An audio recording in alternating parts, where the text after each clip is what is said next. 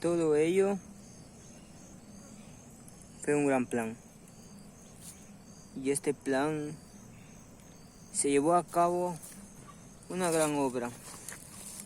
Y esta obra que encontramos el día de hoy es el poder rescatar plantas, productos que va a ayudar mucho en grandes estudios. Gracias a la persona que nos dio esta gran oportunidad de poder trabajar y cultivar. Vinimos luchando por muchos años, una historia triste.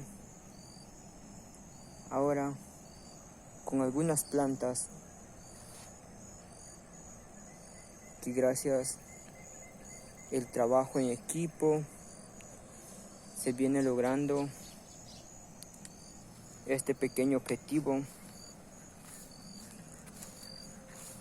Y estamos trabajando para poder innovar y seguir mejorando.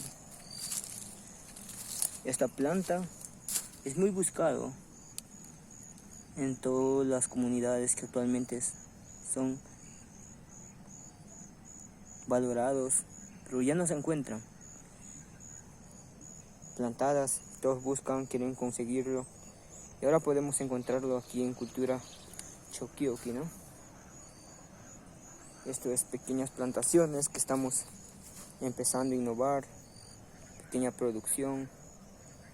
Le agradecemos a todas las personas que nos siguen cada día, que nos dan la idea de poder seguir mejorando, seguir innovando en el ámbito de lo que es la agricultura, ¿no?